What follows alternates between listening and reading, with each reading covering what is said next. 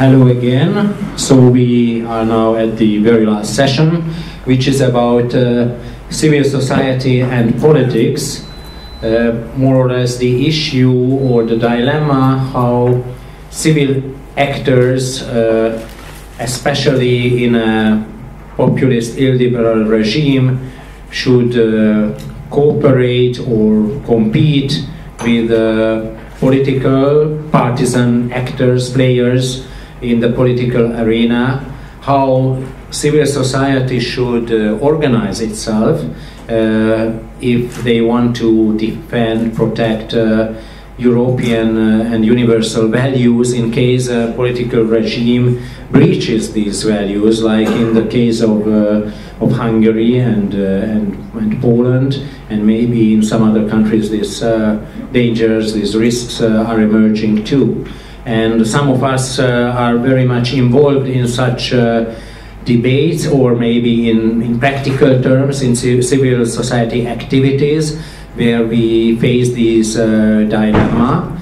And we invited two speakers who might have views on that particular issue, but maybe they want to elaborate some other problems, so you don't have to fix on this dilemma, but maybe there are many other issues which we should discuss when talking about the civil society in our world today. And as you have probably realized, we actually invited quite a lot of women, and especially in this case regarding this topic, we found it important to have at least one woman again in the panel. So it's my pleasure to introduce you Márta Pardavi, who is the co-chairwoman, if you want, of the Hungarian Helsinki committee. And I don't want to make a mistake when introducing Filip, who is Filip Pazderski. That was a little bit complicated for me to remember. So Filip Pazderski is from Warsaw, from the Institute Institute of Public Affairs in Poland. Many of you already met Jacek Kuharczyk, who was here at our previous workshop, and Filip is at the same think tank in Warsaw, so you are very welcome. I don't know who wants to start about the Hungarian, Polish affairs and all the issues I raised. You have 1 minute to think about. Marty, it's you? Okay, go ahead, thank you. Thank you very much, and thank you for the invitation.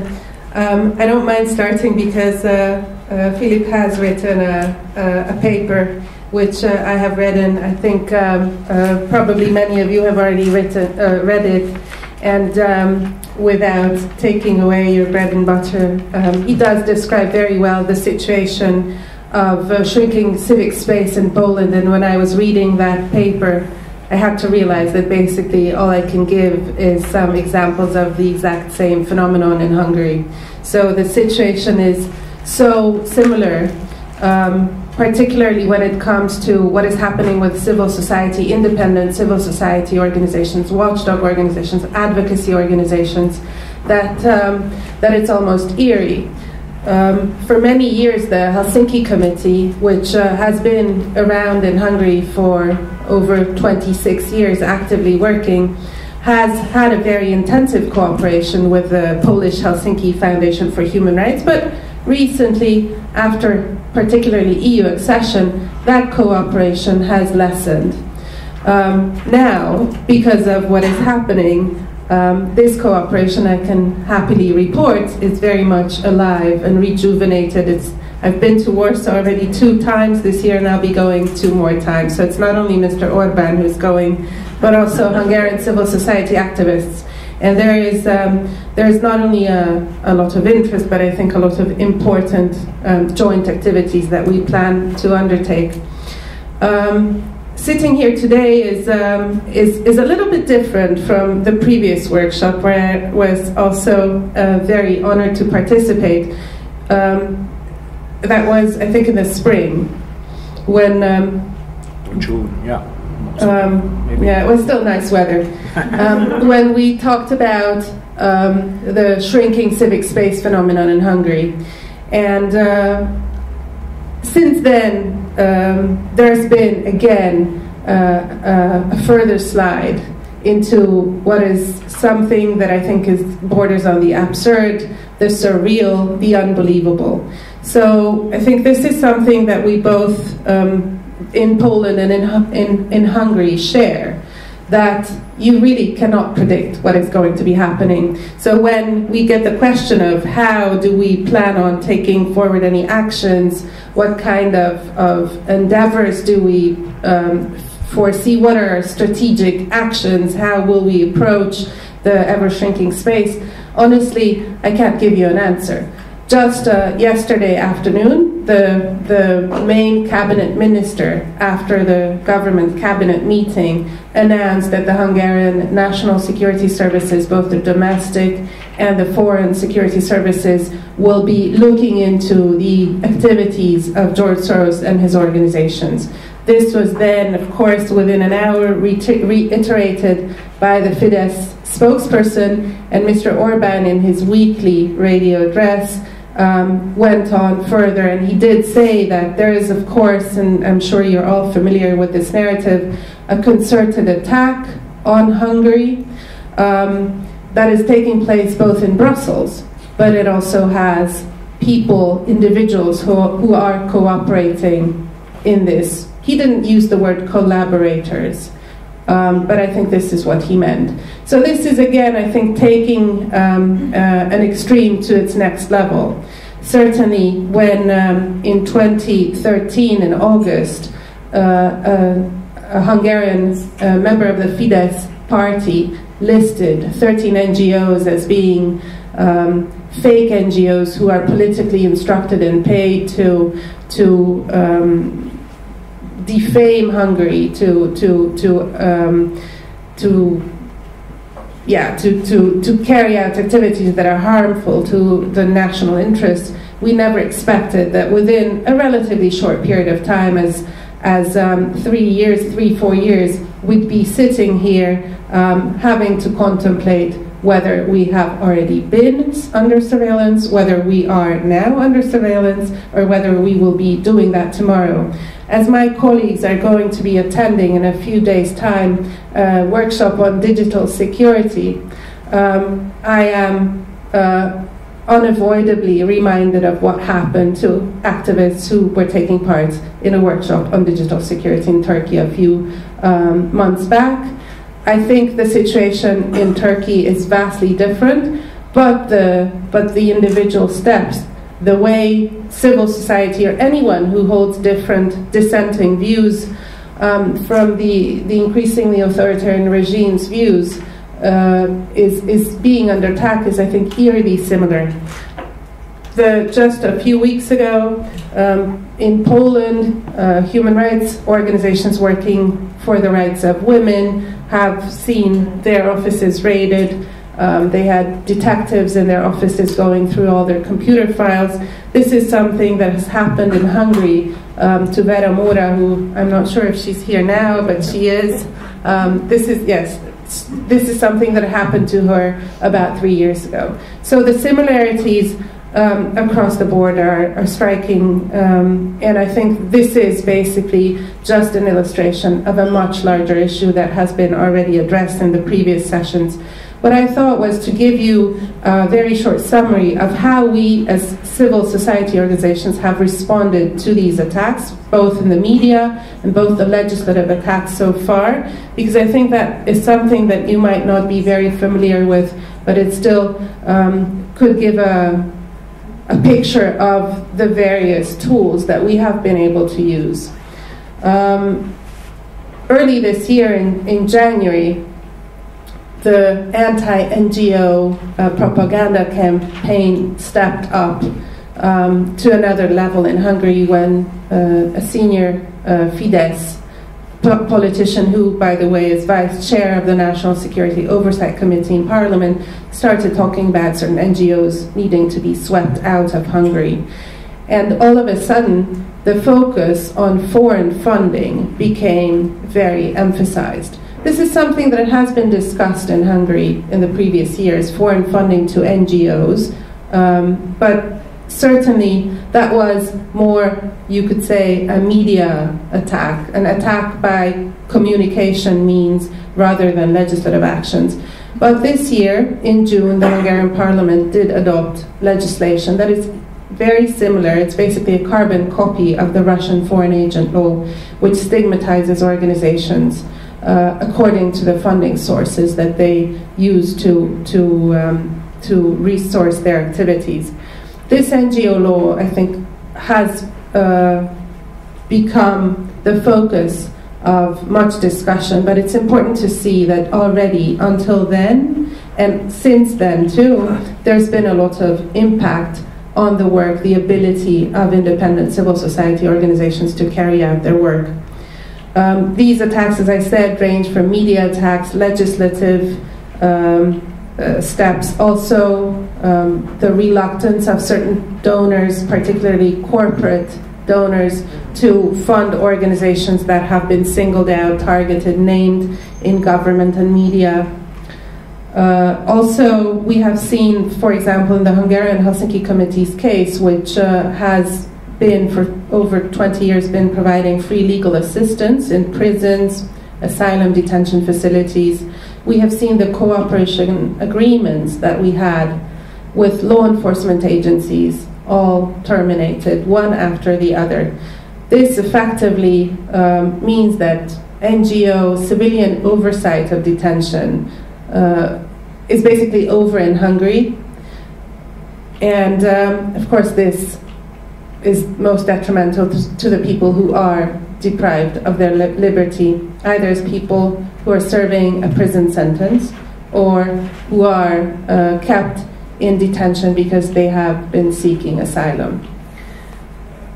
The Helsinki Committee experienced the termination of the cooperation agreements. Other NGOs have been reporting that trainings that they have already arranged have been cancelled, trainings for judges, for prosecutors, or even teachers.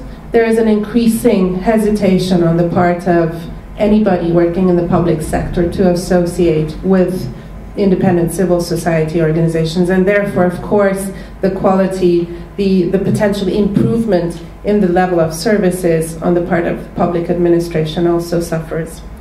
There's been a lot of international reaction to this, both within Europe but even from farther afield. There's, of course, in contrast to organizations working in Turkey, Azerbaijan, Egypt, or Russia, in the European Union, there's a far more robust legal framework that we have been able to utilize and to somewhat put in motion, such as the European Commission, which particularly focusing on this foreign-funded NGO law, has launched an infringement procedure very swiftly after the law's adoption in about 4 weeks' time. And this procedure has now been escalated, and for sure it's going to be reaching the Court of Justice of the European Union very fast. Also, we ourselves, NGOs, have come together. We've done a lot of public advocacy activities, both within Hungary and abroad. We have ensured that there would be a lot of media attention to this in Hungary, and over 300 NGOs, not only those which are foreign funded and had been singled out consistently, but a far larger group have come together in protest, publicly protesting the fact that foreign funding should be stigmatized. In addition, over 20 NGOs have commonly signed on to a constitutional court complaint to challenge this law. This, of course, doesn't have any suspensive effect on the legislation. And a small but very significant group of NGOs, about 6 or 7, have publicly announced that they will not comply with the law. We will not register as a foreign-funded organization. The European Parliament, the Parliamentary Assembly of the Council of Europe, even the US State Department, sometimes you think now it's an unlikely ally, has come out publicly to condemn the legislation that hinders the work of independent organizations. But so far, I think this has actually just boosted the Hungarian government's stamina, and it's very, sometimes one wonders whether that furthers the election campaign messaging that it's able to pursue. And I'm sure you have, now that you've been in Budapest for a day, have seen the posters about the Soros plan, but there's 8 million questionnaires being sent to voters that detail the Soros plan. I'm not sure everybody's seen this, but you get a letter in the mail with a questionnaire. Okay. So there are 7 questions, and under number 5, Helsinki Committee and Amnesty International are specifically named. So one would think you wouldn't want to, you couldn't ask for much more publicity or visibility or brand image boosting as an NGO, but it's actually in the case of the Helsinki Committee, it alleges that we called for all migrants to be to be exempted from criminal sanctions if they have committed crimes. Something that we have not done when we talk about asylum seekers' right to seek asylum. And so the Helsinki Committee has actually sued the cabinet, which is the publisher of this document, for damages. This court case is still ongoing. There's also, I think, a lot of interestingly maybe unwantedly positive impact that this has had, particularly when it comes to fortifying NGO cooperation in Hungary. The Hungarian civil sector, I think the advocacy part of it at least is fairly small, but it's been quite fragmented, tended to be focusing on their own issues, either as single issue organizations or organizations that wouldn't necessarily reach out in a sort of a horizontal cooperation. And just the same way as the attacks on the beneficiaries of the Norwegian NGO grants have then created some momentum within the civil sector, this new legislation has created a quite well-working platform for NGO cooperation. And now this is where we can link up to the actual question of the panel, because it's very evident that because of attacks, civil society organizations who are attacked, who are facing the attacks, will come together and will want to ensure that their genuine viewpoint would be publicly visible, that they would also get their views across in media, that they would have advocacy or activities both within Hungary and abroad that focus on countering this, this anti-NGO propaganda. But then, obviously, the question arose whether, as an NGO community, as a platform, an informal group, we would like to also talk about the much larger societal problems that are facing Hungarian society. Because, as it's quite evident, the anti-NGO strand is just a symptom of a much larger illness. And we have prepared, many NGOs have signed on to this document, which is called An Illiberal State in the Heart of Europe, which is a very short summary document that's available on the Helsinki Committee's website too, and I'm happy to share that with you directly also. That looks through the various very significant illnesses that Hungary is suffering from, going from unfair elections onto a media that is held captive, that was also discussed in the previous panel, to state-run hate campaigns such as this anti-Soros or anti-migrant public billboards and advertising campaigns. We also talk about disregard for common European norms when it comes to the implementation of European court judgments, either the judgments of the Courts of Justice or the Court of Human Rights in Strasbourg. And we also talk about systemic corruption. Systemic corruption is, I think, a key issue, maybe the most difficult to tackle for the European Union.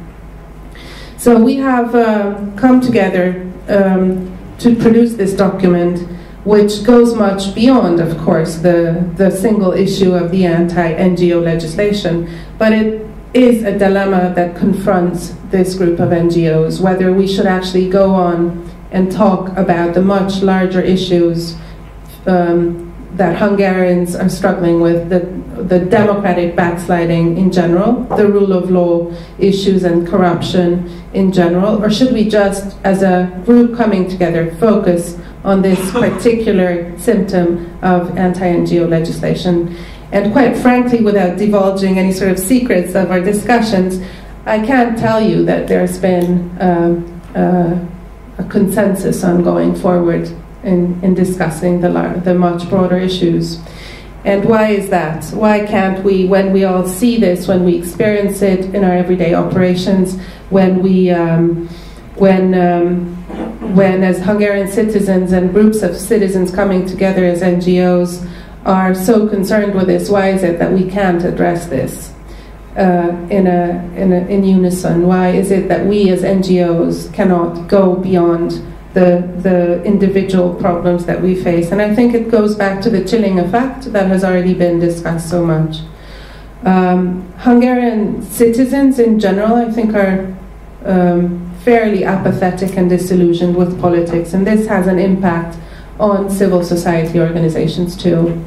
When standing up and talking about public affairs is considered to be discussing politics simply, then you're discouraged from speaking out on these issues because of the retaliation, the chilling effect that the public sector feels, because of the potential loss of funding from public sources, because of the individual risks that one could be facing. When Mr. Orbán this morning talks about the need for secret service organizations to be looking into individuals who are complicit in shaming Hungary in Brussels, then I'm thinking of myself too. I've been with colleagues in the European Parliament to talk to MEPs who are working on the Libe committee report on the state of rule of law and fundamental human rights in Hungary. So I must also ask whether, this is something that is meant for me to discourage the Helsinki committee from pursuing its activities. We have, I think, made it quite clear from the past years, and particularly in the past 2 years, that we aren't particularly threatened, or we don't feel that we're threatened, and we have gone ahead with our refugee protection work, our work on protecting the rule of law and taking legal cases, strategic litigation. But it's certainly, I hear the targeted messages, the messages that are targeted at advocacy organizations which do engage beyond Hungary and are courageous enough to talk about the overall problems. And I see how the potential outcome, the hindering of the work that you are able to do on an everyday basis is something that would hold back other organizations from joining in. And I think this is the biggest problem. When you have a shrinking space, that usually refers to the ability of civil society to engage with the decision makers, with the public sector, with the ability to have your voice heard by those individuals who make decisions or who have influence on decisions. But I think the aspect that is less covered maybe is how the shrinking space actually is a sort of self-perpetuating phenomenon, when it also starts to hold back others who would otherwise agree with you, who would otherwise be willing to speak with you, stand with you together. And I think that's the biggest threat overall, that the more risky it becomes when you lose funding, you lose your ability to carry out the work that you do to pursue your mission, then even those organizations which otherwise have come along the way to certain steps with you will stop continuing to go with you together. This is a dilemma. I don't know how to address this in the Hungarian situation. We'll see. But as I said, there are so many unpredictabilities. I think sometimes just the more pressure there's more sort of reason for people to raise their voice. So there's also the opportunity, or there's the silver lining always, that would encourage others to finally say that they've had enough. But we don't know where this will go. So I encourage you to keep watching with watchful eyes. Thank you.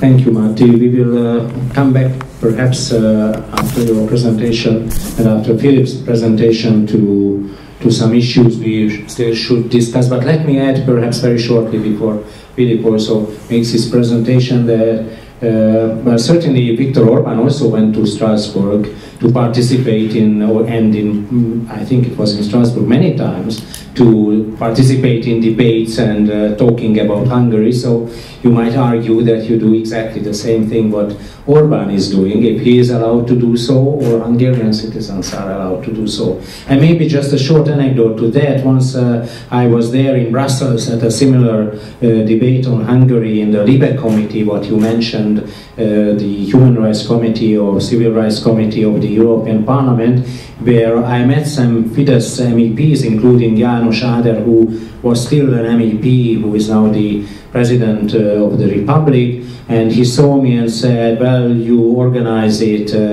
in a very stupid way, this hearing. Certainly the hearing was that there were NGOs which criticized the government, and there were some so-called gongos, which are government funded and maybe created fake NGOs, which also participated in such debates. So you might argue again that if it's allowed to such organizations, civil organizations which organize peace marches, so-called peace marches, supporting the government against Brussels, then it's allowed to all of us to be present. And I just tell you this anecdote that others saw me, later President of the Republic, and I thought he was joking when saying to me, you organize it in a very bad manner, this hearing. But then to next day they had a Fidesz delegation declaration, which included a sentence that this whole proceeding and hearing was inspired by some liberal personalities living in Brussels. And since I live partly in Brussels, I realized that it's me, and that's because Ader and the others already had a conspiracy theory that these are some people who organize beyond the scenes such hearings. So it goes even further how probably the current regime thinks about NGOs, its networks, its hidden agendas, and so on, and then how they got to this point when security measures might be needed on the short run. So that was not so short, but please, Philip, you already presented your paper. Many of us had the opportunity to read it, so we are very curious to hear how the Polish situation has developed recently, and maybe if you are able to include the problematic part, how civil society, political actors can or want to cooperate regarding the growing dangerous situation in Poland. Okay, first of all, thank you very much to Hungarian European Society and István for inviting me for this very interesting workshop, and I find it also very, very interesting the composition that I have the impression that we are discussing now the details that civil society is facing due to all the processes that we were discussing over the day before related to illiberal democracy importance growing in our region and rising of the populism. Okay, so I will try to answer to the István question at the end, but also I just wanted to make a briefly introduction to explain actually what are the reason and what is the background that actually enabled our governments to put civil society in the situation that we are facing now. So just very briefly, because I am aware of the fact that probably it's nothing new for most of you. So just to give the impression that one of the main problems, and also within our society and in this part of Europe, definitely is this lack of trust between the citizens itself and also of citizens towards the institutions, even though, as you may see from the data, kind of trust towards local government is kind of growing over the years, and maybe this is also a reason or due to the policies of central government.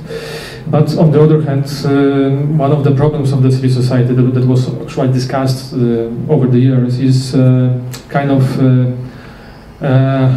poor understanding of the civil society within of the NGOs within the society, and also lack of the problem is that the NGOs are not rooted much within the society, and this is also one of the reasons for this situation is the model of the third sector that we adopted over the transformation process. Yeah, so as you probably know as well, more supporting into establishing these formalized organizations, and not so much or much less to really working on civil society actually.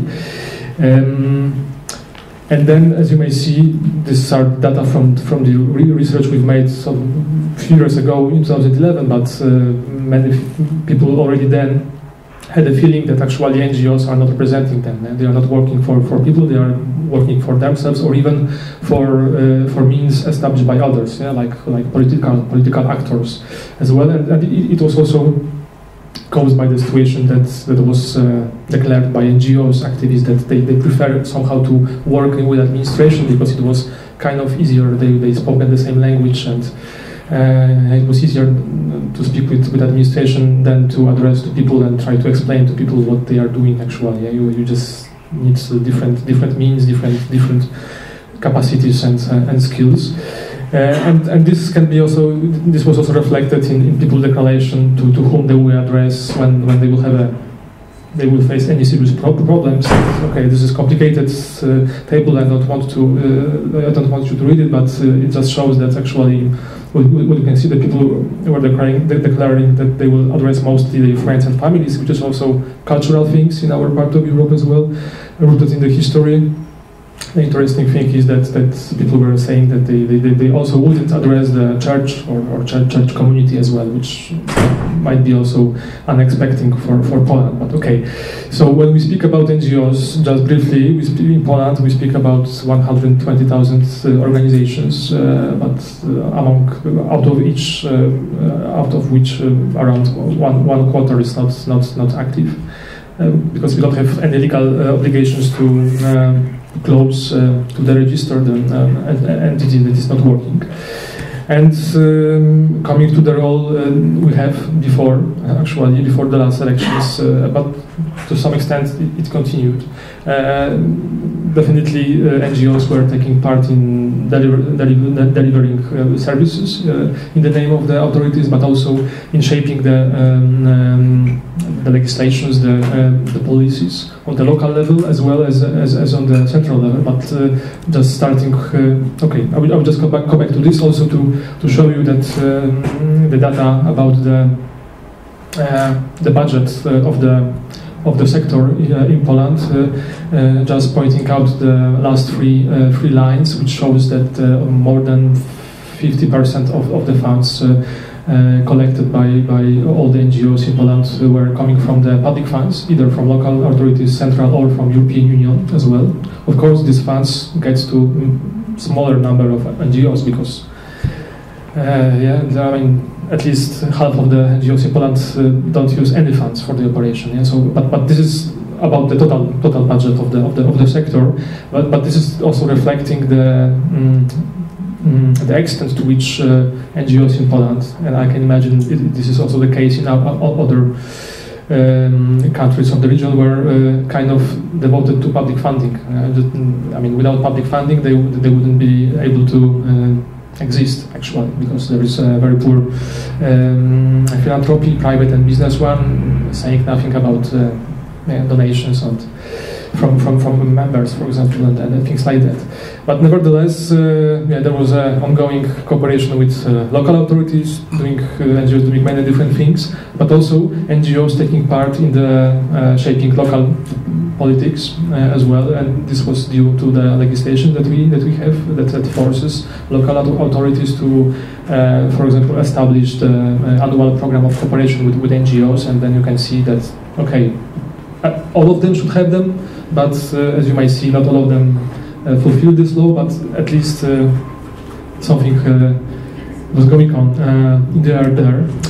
And then when it comes to, again, to involving citizens in policy shaping, it was the situation was also quite well to some extent in Poland. Of course, these figures represent public consultations where also individual citizens can take place, but also NGOs. So, but you can see that when it comes to the basic forms of consulting new laws or new policies, like informing citizens or even organizing public consultations, the situation was quite well already in 2011. But then the more developed forms of organizing this process, coming even to delegating this process to NGOs, it was much more rare.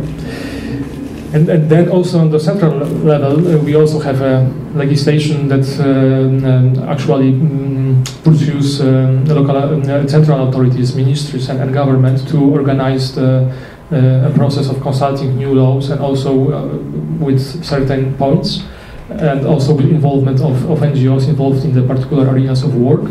And we have certain documents adopted this, but this is only related to the documents, to new laws that goes through the track from the started from the government, and this is the issue of new government that I will just come back to, because what have happened after the last elections, we can observe serious change in our life, and also for the NGOs it was quite difficult situation, because when you observe all the attacks on the let's say rule of law in the country related to the institutions working on rule of law, like Constitutional Tribunal taking control on the public media as well, changing the law on police, extending the surveillance over the citizens, also amending the law on public manifestations as well, then certain NGOs that used to work with the government, with the ministries, was put in the situation where they have to answer the question, what we do if we should work more on safeguarding rule of law and then start the beyond fight with the government, or we still want to be partners to cooperate with creating the policies and actually do our job, do our mandate. But on the other hand, also the government has started his attack on the NGOs, especially chosen NGOs, the ones that are working on the issues that are, let's say, not in the agenda of our conservative populist government. So all the NGOs working on minority rights, LGBT, women rights, anti-discrimination, but also watchdogs, environmental NGOs as well. So what we could observe over this process, starting from even from the end of 2015 and through 2016, is decreasing the quality of public dialogue, where certain public dialogue bodies were closed down, were dissolved, like for example the ones related to the Ministry of Culture. And then here we comes to the legislative process that normally now comes directly through the parliamentary track. So these are the parliamentarians that file the new laws, draft laws to the parliament, what means that all this legislation that I was just talking previously about related to organizing consultations do not apply to this, because they are not coming from the government. They might be even, and they are quite often prepared by the government or by different ministries, But at the end, they are just filed to Parliament by the parliamentarians, which means that no consultations have to be organized, and they are not organized actually. So also NGOs don't have a place to say any voice. And then in the public TV that was over which the control was taken in January 2016 already, and and the heads of the public TV and public radio were changed. Then we could observe large defamation campaign at the end of 2016 against certain NGOs, mostly foundations, claiming that this campaign was claiming that they are politically oriented, they are cooperating with political opposition, they are misusing public funds for their own purposes, for I don't know, for buying food or for their own salaries mostly. And then you could really observe, like over 1 month long, like at least each 2 days there was a new information in the main public TV news program about any new aspect of this kind of issue. And then this discussion was also joined by the Prime Minister and certain politicians from the ruling party, claiming that this is the proof that actually NGOs in Poland needs larger control, and the situation of NGOs is not regulated enough. And then also certain issues with public funding started. There were several competitions that were suspended. For example, competitions for NGOs working with migrants or supporting refugees. They were suspended for 3 times by the Ministry of Internal Affairs in 2016. And at the end, they were even the first try was even not solved at the end. So I mean, the NGOs were working, preparing their proposals, but at the end they were not recognized, and at the end the government decided that they will move all these funds that comes from the European Commission actually, that they move it to regional representatives of the government, the voivod, which are called in Polish language vojevoda. And they are now using these funds. Yeah, but also we could observe some strange situation that, for example, NGOs having no experience in particular competitions were winning public funds, for example, I don't know,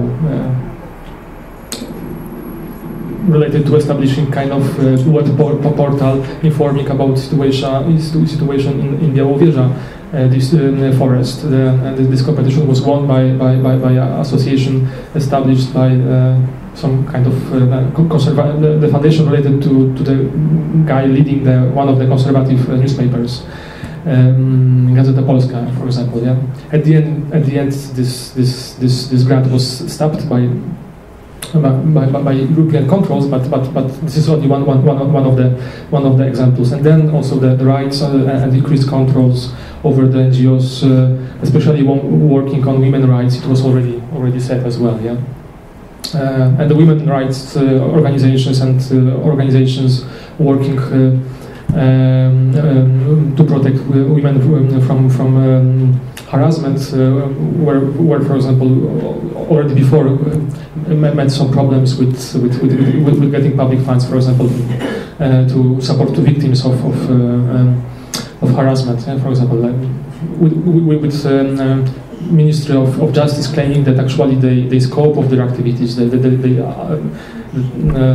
target audience of their activities is not broad enough because they are working only with women. Yeah? But the competition was about the harassment towards women. But anyway, this was the story. So in answer to this situation, in answer to this defamation campaign against the NGOs, just a few weeks after, we have the new legislation proposal announced by our Prime Minister, aiming to establish the new centralized body that would govern the situation of NGOs and would be responsible for distributing most of the funds dedicated to civil society development in Poland.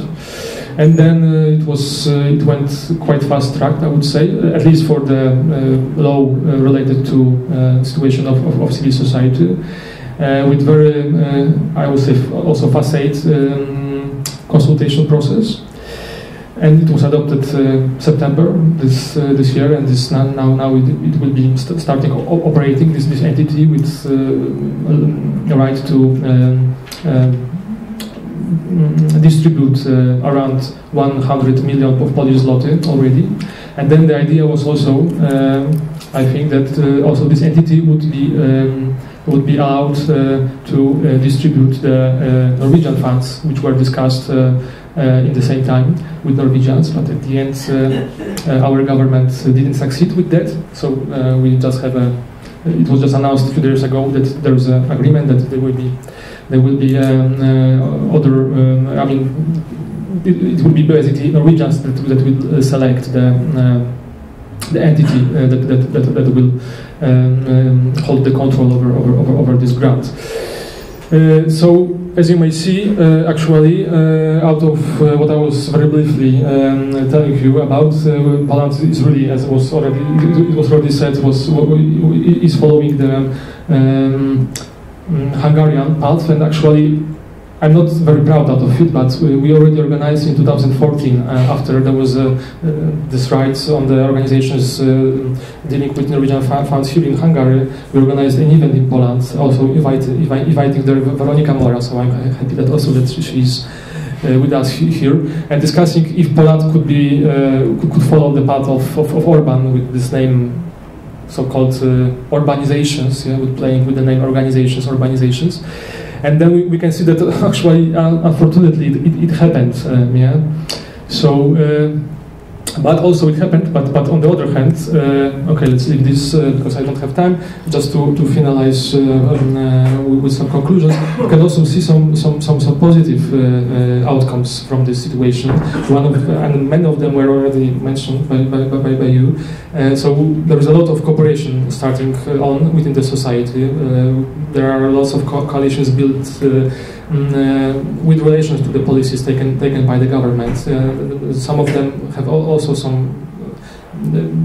are also related to some contacts with abroad, and also there are certain NGOs trying to and changing their way of thinking in how they should operate, and there are more and more NGOs starting to changing their language, their way of operation, and trying to address more regular citizens in order to gain their support.